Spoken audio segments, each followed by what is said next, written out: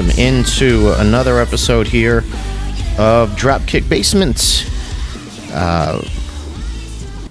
In the heat of the summertime, burning up the airwaves with a hopefully an interesting discussion.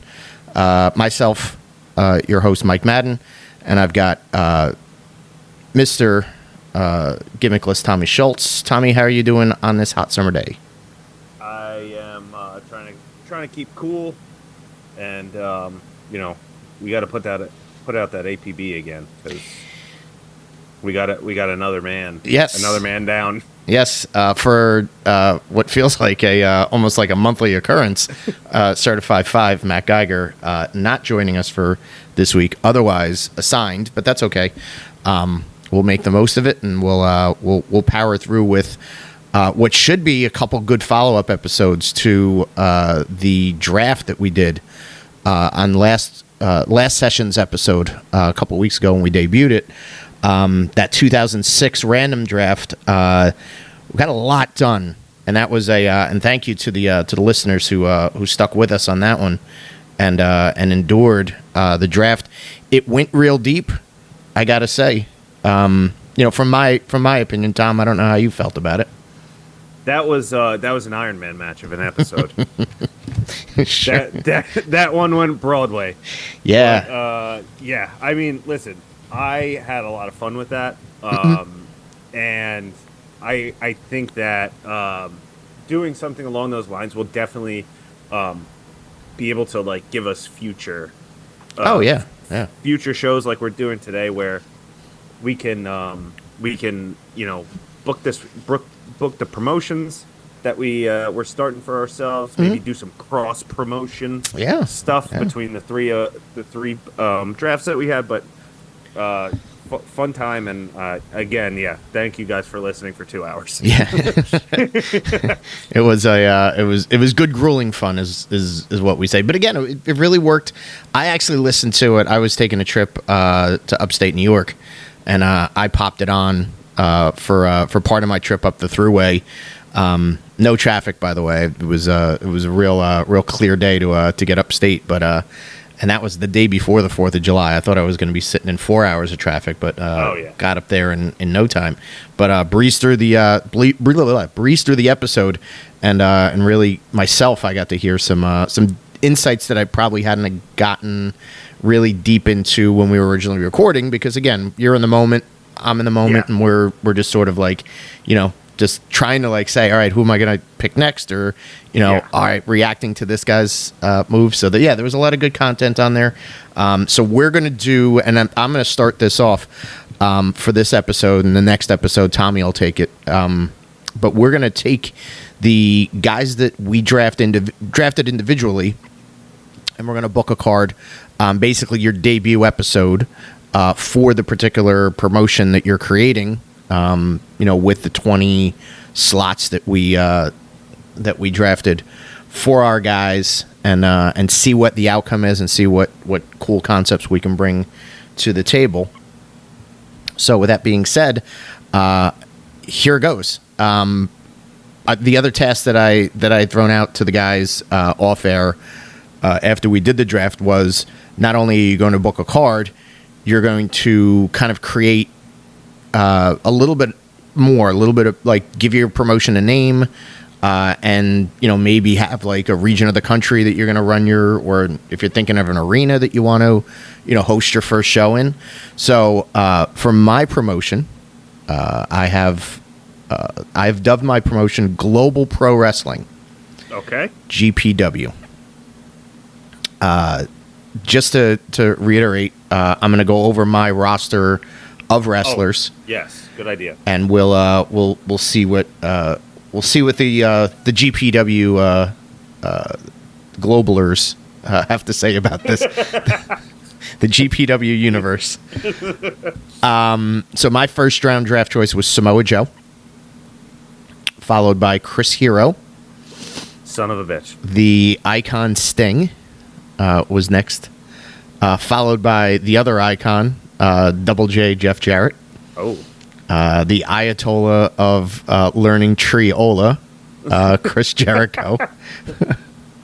The future Frankie Kazarian was 6th off my list. Mexican sensation and Mexican legend Mystico was my number 7 pick. The Monster Abyss came in number 8. James Storm and Chris Harris, America's Most Wanted, were my first official tag team taken at 9. Then I pivoted to another hardcore legend himself, Necro Butcher, at number 10. Went International with Yuji Nagata at 11. The Young Bucks, Matthew and Nicholas Jackson, at number 12. High Flyer, The Amazing Red, at number 13. The Blueprint, Matt Morgan, at number 14. That was an interesting pick, yeah. To be honest. Yeah. Maybe we think about availability for trade if you're really liking Matt Morgan. We'll talk turkey later. Maybe you could get a Grandmaster Sexay from Matt Morgan. Yeah, right. The 15th guy on my list, the Great Muta. Shima comes in at number 16. Kazuchika Okada, 17. Machine Gun Carl Anderson at 18. Ron the Truth Killings at 19. And the real dark horse, what I felt like my real dark horse, was Muhammad Hassan at number 20. Released the prior year from WWE. So, without further ado, this global pro wrestling card will take place from the Joe Louis Arena in Detroit, Michigan. Ooh. Shooting for the stars. So I wanted to go with the Joe. The Joe's not around anymore. I believe it was either demolished or just like everything else in Detroit, or repurposed. But the Joe Louis Arena always had. It was kind of the preeminent venue in Detroit, other than going to the Silver Dome. Back in those days. But the Joe had a good history with the NWA, with WCW, with WWF, WWE, and then I think it also kind of went back to the 70s. I think if they had really big cards for the Sheik's territory in Detroit, they would have it at the Joe Louis Arena from time to time, maybe quarterly or something like that. So it's a good pro wrestling building. And I think it will lend itself. And I think it's maybe it's a 11,000 seat, probably 11 to 15,000 seat capacity. So that's how I feel about kind of starting up. And I would think to myself, even though I've called this company Global Pro Wrestling, I would think to myself, well, it's smart to get started with kind of modest buildings and yeah, kind of work up from there, I guess. What I really think AEW should be doing right now is kind of scaling back and doing a little bit more modest buildings, but we'll let them run their company, and I'll be running Global Pro. So here's what the card looks like. I did use all 20 wrestlers, so nobody was left out, and that's kind of the booking goal when it comes to these exercises, is making sure that you've got all 20 guys represented. Yeah. If you want to appoint managers, you can go ahead and do that, or talk about who you would have as your announce crew. Yeah. I'll leave it up to you and to Matt if you want to spice it up. Okay. I was going to ask that because I did have a bit of that. Did you? Okay. All right. That thought process. So I included who I wanted, but okay, would cut them out if that wasn't allowed. That's all right. We'll let you do that. I think I'm starting this off more as a kind of a house show, and I think this is the thought process is, and I think a lot of times, like, the mistake that people get into when they're starting to run, when they say to themselves, I have this $1 billion investment and I want to really go all full bore, they say to themselves, like, I got to get on pay-per-view as fast as possible. I have to get on, major cable TV or, major outlet of television. I would think the landscape of 2006, and you kind of say to yourself, like, well, where would this lie in? I think I'd want to run for, at least 3 months as a kind of a super indie word of mouth sort of thing. Like, you've got to go see this live. Look at the talent that they have. Okay. And make sure that my guys are committed, and make sure that they know what the overall outcome is. Maybe do, shoot some, stage a few cameras and shoot some footage, splice that together and throw that up online so you can get your fan base a little bit familiar with the style of wrestling that you're doing. But not necessarily, in my mind frame, I'm not ready yet to sign a deal to bring this to television. So we'll see where the card goes and see what we think of the card. So here we go. Let's get into it. Gonna book it. Match number 1. I'm starting off with my tag teams and my 2 dominant tag teams, my 2 preeminent teams. I've got America's Most Wanted versus the Young Bucks as the kickoff of the promotion. That's a hell of a match. And yeah, they never got a chance to mix it up, Nope. At their time together in TNA, and I don't even think I think James Storm was doing his own thing by that time, and I think it was Beer Money. Yeah, it was Beer Money. Yeah, so they might have worked Beer Money versus the Bucks at some point, but AMW was still 2006. AMW was written about as if they were the modern best tag team in wrestling. And the Bucks were, they were getting their feet wet and starting to venture out of their comfort zone in California. But I would think in the style that the Bucks would have as the young workhorse baby faces, high spot city. I think it's a good style contrast, and it's a good way to get your who AMW is going to be, my tag team champions eventually. But I want to get them established, get them over. It's not a squash. It's more of a, we're presenting the way that we're doing, our tag teams. A lot of fast pace, a lot of interesting spots, and a lot of stuff that will get the crowd excited to start off the show. And you got a team that's going to bump their asses off to make AMW look good. Yes. For that future tag team title run. Absolutely. Because, I think the one thing that the Bucks have always been is conscientious of, if they do their job in defeat, the winning team looks better, and they will make the overall product shine. Yes. And if they happen to be the ones that are winning, they know that, the expectation is for them to make their opponent and the one who's taking the losing fall look equally strong, or give them an opportunity to look equally strong. So I think, again, I think you have 2 great teams that are going to be able to set the tempo and get everything started. So America's Most Wanted versus the Bucks, with America's Most Wanted going over in the debut. You give it about 12-15 minutes, and you get everybody royally hyped up for that. So we're going to move on to number 2. Second match on the card. I got to go to my. I got a nice crop of cruiserweights and light heavyweight, and I think what I want to do with my company is establish a good light heavyweight division. So look no further. The Amazing Red, Queens, New York, right? Queens, New York versus Shima.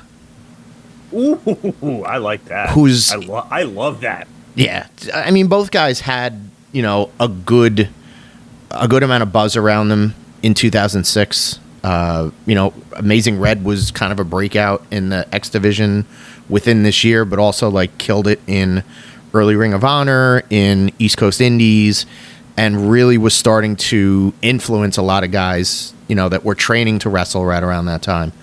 100%. And I think Shima is. I think he in 2006. I think was his probably his US peak. PWG, Dragon Gate USA. He certainly had a lot of places to go to in the United States, but also had his, kind of his strong base outside of the U.S. Yeah. So, and I think, like, again, when you're talking about, like, you're coming off a hot opening match, I don't want you to get lulled into a sense of, like, all right, we're going to have a hot opener, and then it's going to be Chinlock City in the second one. I want to keep the spirits up. I want to keep everybody edge of their seat and up and moving. So against, both of these guys square off against each other extremely well, and are the cornerstones, and look to be the cornerstones of the of what I hope is a strong cruiser division, or light heavyweight division. Those are two guys that I don't think ever reached their full potential here anyway. Like, Seba was a huge star in Japan. Mm-hmm. Yeah. Went from promotion to promotion, but Red is the prototype for indie wrestling right now. Oh yeah. And this was, 15 years ago?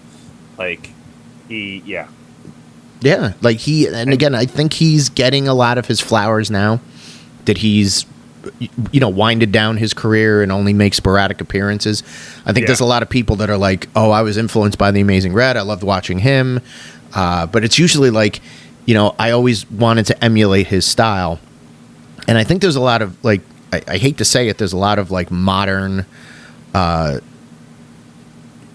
don't want to say journalists, but, like, a lot of people that, like, cover or comment on wrestling currently that don't really understand what they mean by that. Because if you're just looking at a poster and you're like, that's the Amazing Red, there doesn't really look to be anything special. Then when he gets in between the ropes and you see what he did, the innovative stuff, the dives to the outside, the body control that he had when it came to taking bumps and kind of flying for larger guys too. That's the type of stuff that doesn't necessarily show up on the page when you say to somebody in an interview, I grew up, watching the Amazing Red, or I trained in that particular style so that I could do what he did in the ring. Yeah. So it's totally, it's kind of misinterpreted. And a lot of people will just say, like, oh yeah, I know what you're talking about, without actually saying, like, I know exactly what you're talking about because I see the way that you do this particular move. Everybody now does the Code Red, the Yoshitonic. Whether it's out of the corner, whether it's, it's a big Darby Allin spot. It's there's a million people. Mercedes Moné does it. Fucking Goldust does it. Yeah. I was going to say the other Sky Blue does like that. Yeah. That's her version of it. So there's so many people that, like, it should be talked more about. Like, that was the originator and that was the innovator of that move. Or, maybe he wasn't innovating it, but he certainly, like, was one of the first that brought it into the U.S. style. On the other side of the ring, you've got somebody like Sema, who isn't, again, it's another guy that isn't talked about enough, but for this middle part of the 2000s was talked about in the breadth of, this is going to be the next big breakout star that we have from Japan. We're lucky to have him in the U.S., and he's part of all of these shows, and he's really in the mid card of a lot of these shows, aside from PWG, but, like, he's really kind of a role player. Yeah, it's weird. Like, there were a lot of guys that, as influential as PWG was, like, they tried to make them like the next indie darling, and there was some disconnect there. Yeah, like, Sema won the Battle of Los Angeles, and, like, kind of didn't really get booked much elsewhere. Aside from, like, he would be in Ring of Honor. Yeah. But in, like, multi-man matches or, like, 6-man matches. I was going to say, he's baked into something that's bigger. With, like, Dragon Gate. Like, it's just like, okay, he's the guy from Dragon Gate. Bring all the other guys. Bring over Naruki Doi. Bring over Masato Yoshino. Bring BB over Hulk Dragon and Kid. Yeah, no, and that's funny is that, he was the one that was getting the praise out of all of them, but he was never positioned as more important. I'd be remiss if I didn't say that this is one of those early mistakes that AEW did when they had the chance and they had the strong hearts at the time, like in the U.S., and they're working in these 6-man matches with SCU or the Dark Order or whoever they were starting off with, and they just sort of fumbled it, and they were like, weren't they on the original All In card? Yeah, but that was it was them as a. I don't know if it was All In or if it was one of the other early pay-per-views, but they were there towards the beginning, and that was this big agreement that they were going to be signing with. Not to get off tangent here, but that was a big agreement that Tony Khan was like, well, we're working with New Japan, but we're also working with this group in China, and, we know there's the connection is, the Strong Hearts, and we're going to bring them over as much as possible, so on and so forth. So it was really like, there was your chance to say, like, let's honor the legend, and let's bring in CIMA as much as we can, and let's make him just as important as anybody else that we're going to bring internationally onto this roster to start. And then 3 months later, he was nowhere to be seen, or they were on Dark or something like that. So it's kind of a bummer the way that sort of got lost. But if we're talking 2006, he's everybody's international darling. So for this particular match, I'm putting CIMA over, but I'm also like, I'm almost tempted to say 20-minute Broadway for the two of them, but I don't want to dud the crowd out a little bit by doing that. So I would have him go over, and I'd have him be basically like do the handshake and mutual sign of respect at the end of that one, little code of honor almost. So that's the second match that I have booked. We're going to start getting into some featured guys now, and guys that I want to push towards the top of the card. So my third match, I'm going to go with Mystico. Okay. Who is, in 2006, he was, I believe, Wrestling Observer's, I think he won the Wrestler of the Year or the, Box Office Attraction of the Year. He was red hot. He was the biggest baby face and one of the most exciting guys. If you're talking about like the advent of like wrestling on YouTube, there was, you would get like the goofy Botchamania type clips that you would see, and eventually would become this sort of juggernaut legacy of guys messing up. But then you would see equally like, here's the, those, I'm sure you remember those compilations where it was the 20 best moves by so-and-so. Yeah. And I remember watching the 20 best move of Mystico over and over again, because you saw, just how fast he was, and just how how smoothly he transitioned from, getting into, a tilt-a-whirl head scissors into that cross-arm breaker.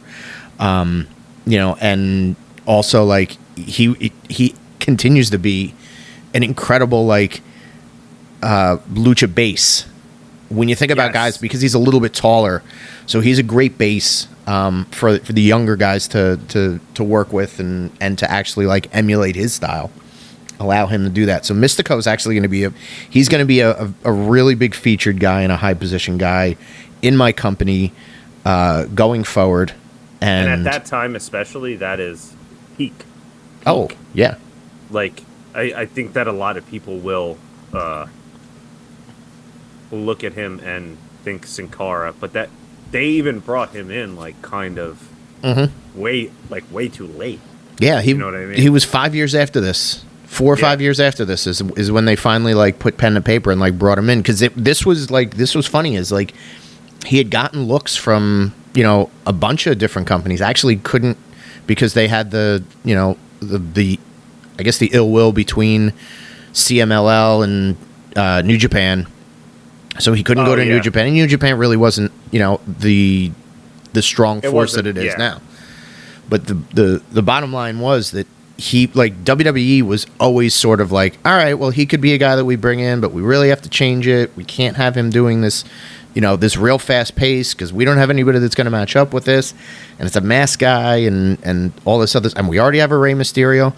So that there was a lot of trepidation, and because they didn't pull the trigger on it right away while he was super white hot, it led to him getting injured or slowing down a little bit, and then it was like, all right, well, let's rekindle it, bring him in as Sin Cara, and it just never The same problem that they had and the reasons why they didn't sign him in 2007 was also the same. It was the same crop of people by 2011 that he had to work on the main roster. That it was like, all right, well, let's dust off Chavo for a set of matches because Chavo can work lucha, and we'll see where we go from there. So he's going to be a big baby face for me, and matching up against him is my import from WWE, my guy who thinks he's too big to be there, and who I had pay-per-view matches against The Undertaker. I had pay-per-view matches against Batista. Muhammad Hassan is going to come in as my big, arrogant heel. He's going to play the kind of the rich millionaire. He's not going to be, and you probably won't be able to use the Muhammad Hassan name because of copyrights. So you'll have to think of a different type of name. So, hey, he's the oil tycoon character or whatever it is. So he's going to be, rich, and he's going to say, hey, I left wrestling. I made all this money in, the oil business, and I'm too good for this, but I'm coming to see you people in Detroit, and you're going to get the wrestling lesson of your life, and I'm going to squash the unknown Mystico.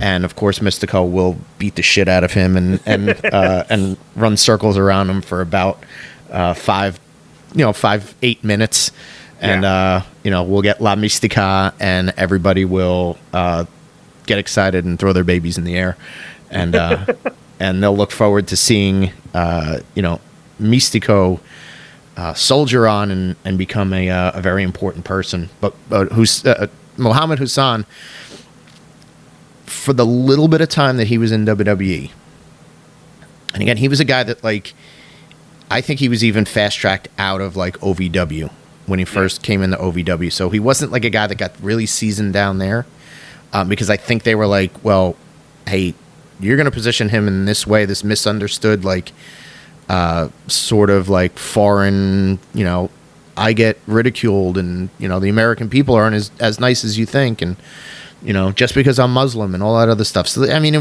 was very, like, kind of messy the way that he was introduced.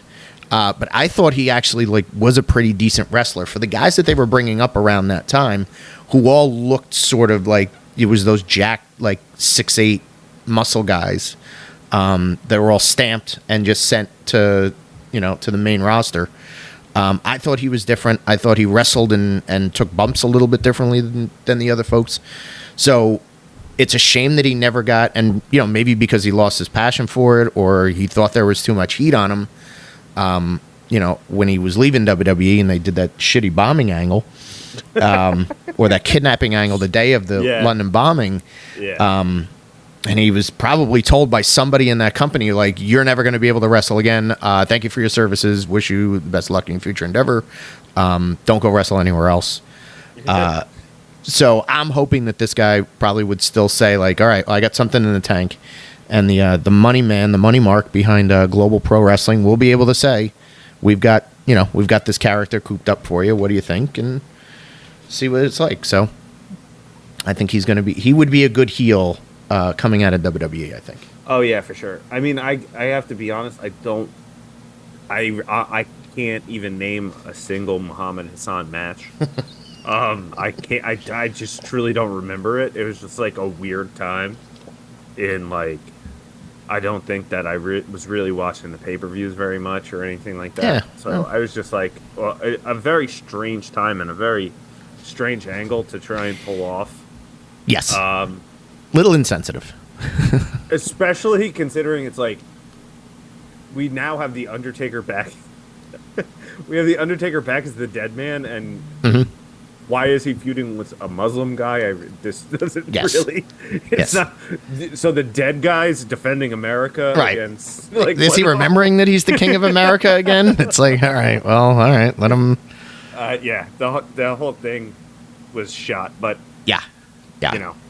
So it's good for him to get a second chance at life. This is my Muhammad Hassan reclamation project, but he's also taking, a quick pin from Mystico in his little comeback. So moving right along, the halfway point of my card, I think this is a big deal and I'll tell you why this is a big deal. I think it's going to be a big deal for the babyface in this one. I've got who will probably be my number one heel in my company, Double J Jeff Jarrett, taking on Chris Hero. Okay. Now, you're probably going to say to yourself, God damn it, I wish I had Chris Hero because I have a million places that I could go as a technical wrestler with Chris Hero. This is my pitch for this particular match and subsequent feud. It is the Jeff Jarrett of I am the legacy, I am the chosen one, Slapnuts, all that other shit that he Planet Jarrett, all his TNA, owner of the company, I'm running this nonsense thing. That's the type of character that I want, versus his big heat with Hero is you're supposed to be the wrestling genius.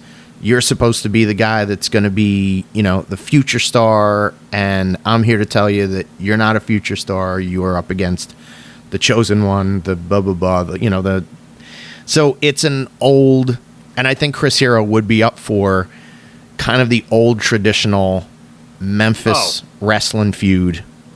1,000,000%. Yes. Yes. 1 million. I don't know if you're familiar. Chris Hero had a long-standing feud with Tracy Smothers in IWA Mid-South. Yep. And that's exactly what this would be. And he had such an appreciation for pro wrestling that every style could adapt work with yeah. any. He did fucking death matches at one point in his career. So it's that he would love that shit. And fuck you for taking credit. Yeah, it'll forever be the bane of your existence is Chris Hero being on my roster. Yes, but it's a perfect utilization of Jarrett, and I think you need to 100%. You're starting a new company. You want to eventually go nationwide, if not worldwide, and he still has cachet. He's still a name. At that time, he's a fairly big name, right? And if you're utilizing, and I'm actually Chris Hero's going to take a beating in this one, and I hate to say it, he's dropping a fall to Jeff Jarrett, but we're serving a better good here. Is we're establishing Chris Hero as a never say die guy. He's going to be your, at least for the start, he's going to be your white meat baby face that you want to see him overcome, almost like a Tommy Dreamer type. And that's another thing that I think, when you're establishing companies, you always want to have the guy that is tied to, whether it's Tommy Dreamer, whether it was Lawler, whether it was Dusty or whoever it was, the guy that's tied to your promotion as the standard bearer or the flag bearer, and that even if they get beat, or even if they, lose a match, at a high stakes match, whatever it may be, you're there to root them on and come back. And it's this is, even if you have outside fans that are just catching on and saying, I don't know what this global pro wrestling is, but I saw a clip online and they have a guy called Chris Hero, who's their big baby face. This guy's, the name kind of sucks, but this guy can actually go in the ring. So it attracts and it gives them, the casual wrestling fan or even the non-wrestling fan, something to sort of you got to watch this clip. This guy named Chris Hero, he was wrestling Jeff Jarrett, but forget what Jeff Jarrett was doing. This guy was actually pretty cool in the ring. Yeah. So I think Hero and Jeff Jarrett eventually becomes another one of my big cornerstone. And that would totally work. You get Chris Hero beat in the match, and then he still gets another beatdown. Jarrett's affiliated with the America's Most Wanted guys. And maybe you have the Bucks try to, run off, the bad guys, or, some spillage from the locker room. But all in all, you want to get Chris Hero up there as a, thinking now he's got to get revenge on Jeff Jarrett. How long is he chasing him? Does he got to go through these other two flunkies? Now you got a faction in America's Most Wanted and Jeff Jarrett. And you've got ways to intertwine, probably 6 guys here that you can work with. So Jarrett over Chris Hero. Before we go to intermission, Ooh, intermission. An intermission, yeah. Old school. Yeah. Yes. Are we gonna have a musical performance? No, we're not. Or are you just selling tickets at the box office?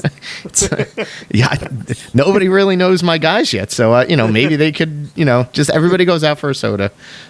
You play the Pearl Jam Versus album twice in a row, like they used to do at the ECW arena, and then everybody's right back in their seats for the second half. And I start the second half of my show with a doozy here.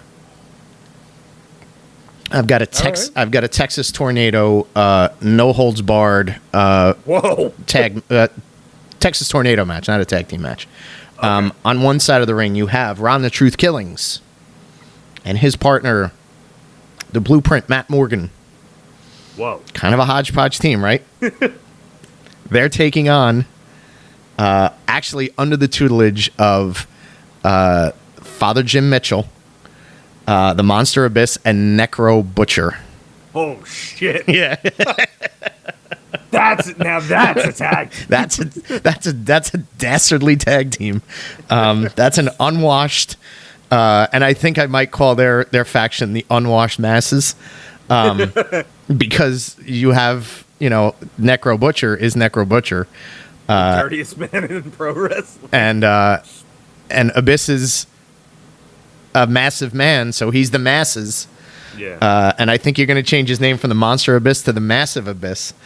So you've got the Unwashed Masses. Also, Father Jim Mitchell, Mass, Church. Yeah.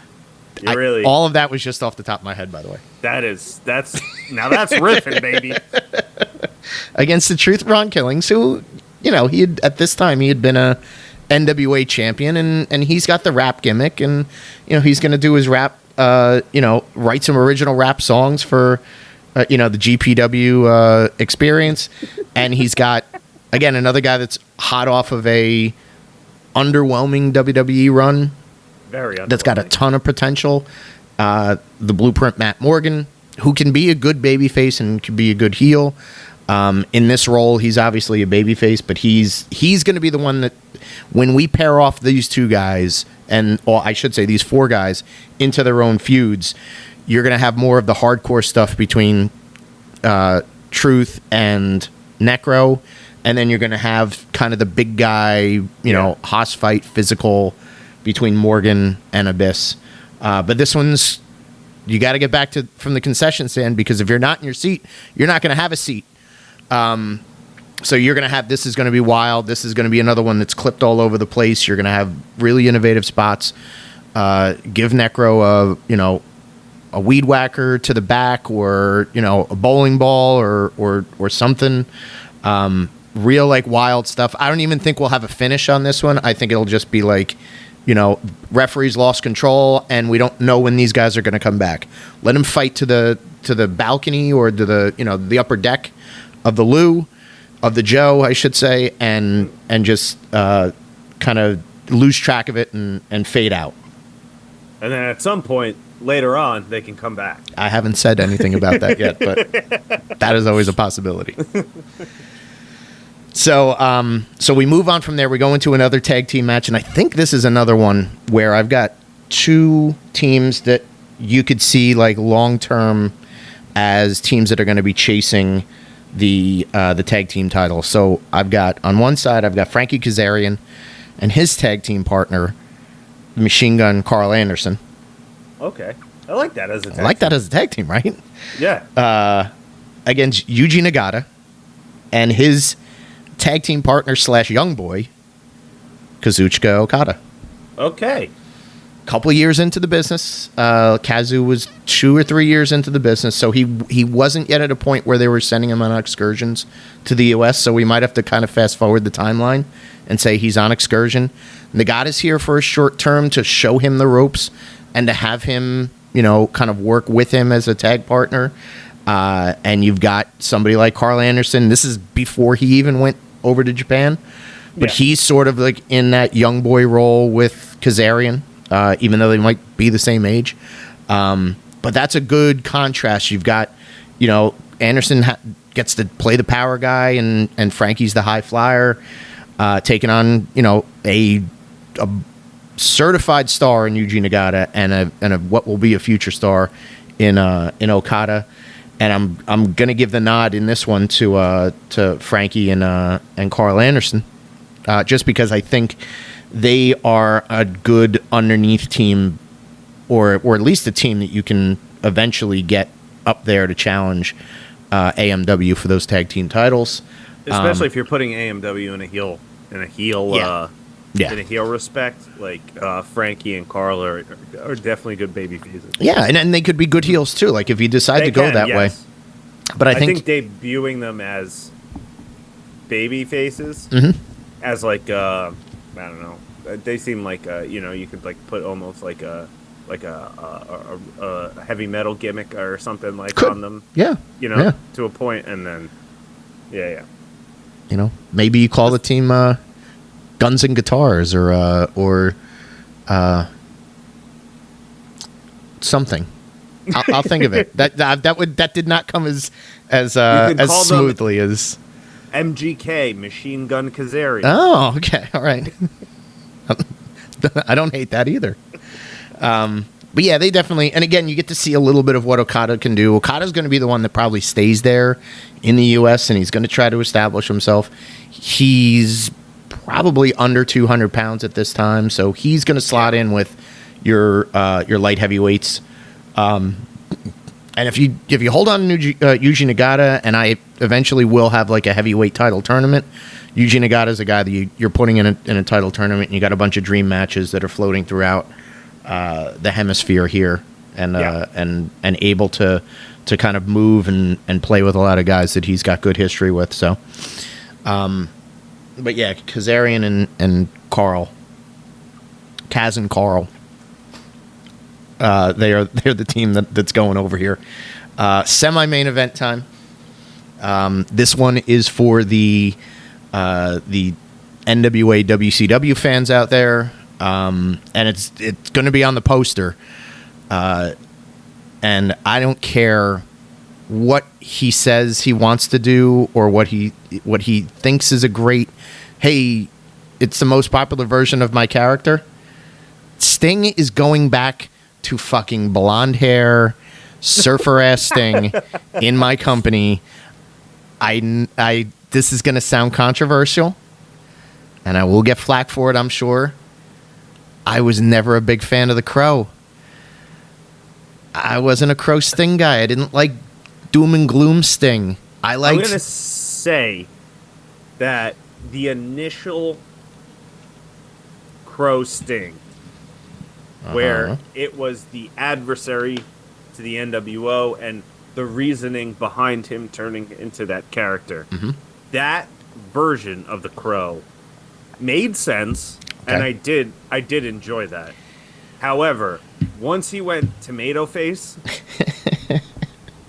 there was no reason to then go back to the Crow Sting. Right. No. Right, exactly. See, this is... I'm going to do a quick rebooking of Sting. I know we spent an episode like fantasy booking Sting already. Yeah, but that was when he was 65. Yeah, so. I know, that's right. So he's only 45. He's only 45 here, or however old he was in the mid 2000s. But the point that I'm getting at is, I think when the Crow Sting, when he was hiding in the rafters, or he was antagonizing the NWO. And he was in that run up to Starrcade '87. It was a good character for that time. He's brooding. He's a loner. He's off to himself. His music should have hit at Starrcade '97, and he should have come out of that curtain as fucking Surfer Sting, and he should have fucking he should have beat the shit out of Hogan as the. It should have been like a squash as the fully realized comeback kid Sting, and then people would have like gone really fucking nuts. I mean, they went nuts enough, and that was a good enough event for WCW. It was like their biggest buy rate that they ever had. That was also like they fucked that match whole up. Match up. Yeah, and the aftermath of that, they fucked up royally. Oh yeah, god damn it, shit show. You would think Dusty was booking still, but anyway. Okay, so we're back. But he's back to Mr. USA Sting with Is he coming out to Man Called Sting?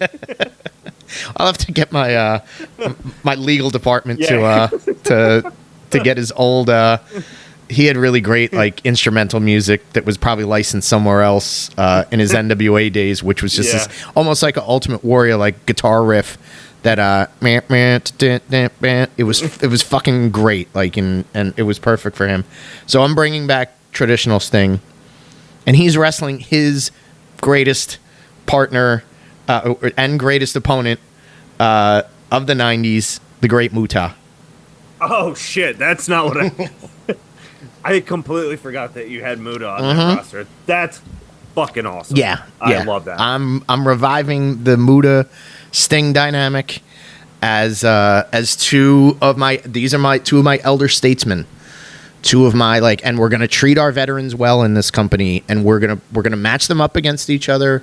They're gonna have a classic, and I think Gary Hart would probably still be alive by this time, so I'm gonna have Gary Hart as my honorary, corner man for the Great Muta. He's gonna spew, do the whole Dragon Shy shit, probably let Gary Hart do a promo before the match and get everybody riled up about the return to the United States of the Pearl of the Orient, the Great Muta, and they're gonna have. We're not gonna have a long match with these guys because goddamn their knees were shite in 2006. Even though like Muta could still kind of get that Shining Wizard spun around, but we're gonna let them knock each other around. Probably let Sting go over. I would say he has more left in the tank. So more left in the tank.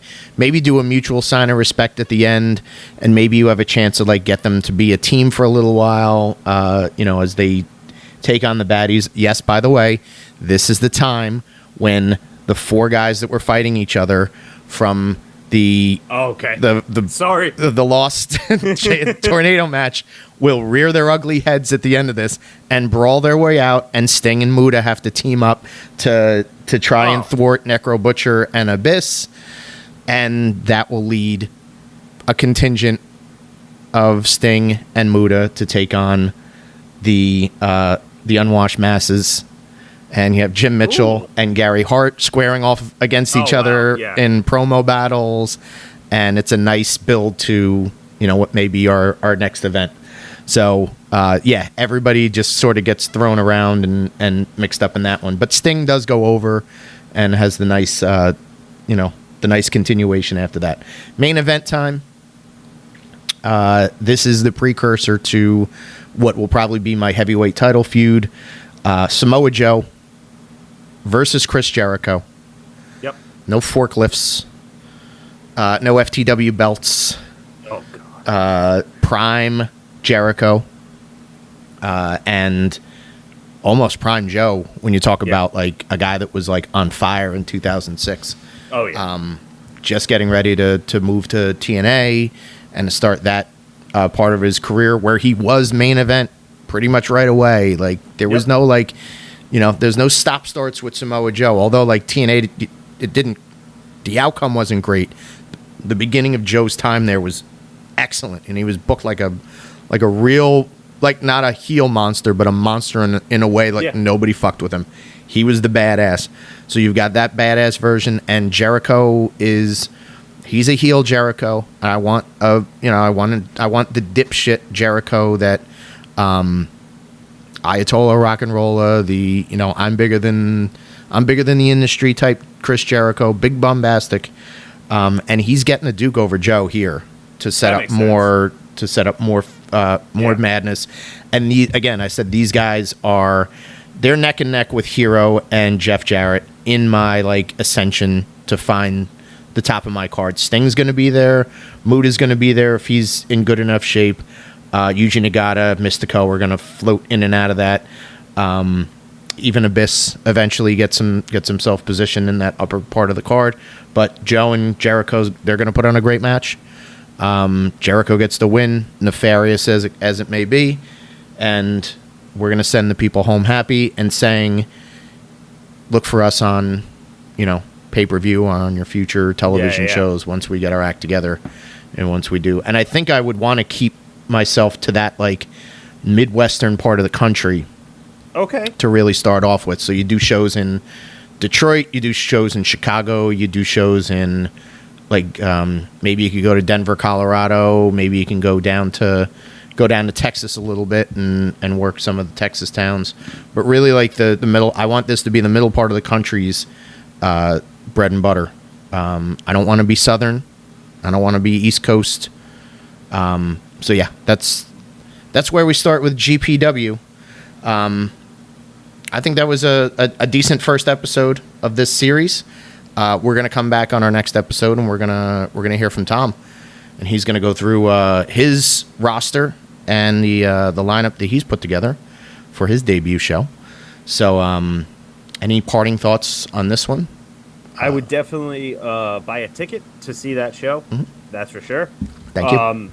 And I thought, you definitely did a great job with that. And I apologize for the spoiler alert of the return of the tornado tag match. That's okay. But see, that's the wrestling brain that you have, is that when I say they're going to brawl away and, we're just going to move on to the next match, your brain is like, well, there's no conclusion to it, that they have to be coming back. So you would be the type of person, you bought the ticket, but then you stood in the concession area while two matches were going on, peeking through the curtain, hopefully, to like watch the matches, but also being like, they're going to come by my section. They're going to roll down this ramp. So, that's the wrestling fan that I'm appealing to, is the person who watches the there we go. watches the aisle way. Yep, that's me. So there we go. All right. So thanks, Tom. Thanks for participating in this one. I will I will look forward to your episode coming up on our next recording. And for Tommy Schultz, this is Mike Madden. We'll see you guys at the matches, and enjoy our outro music.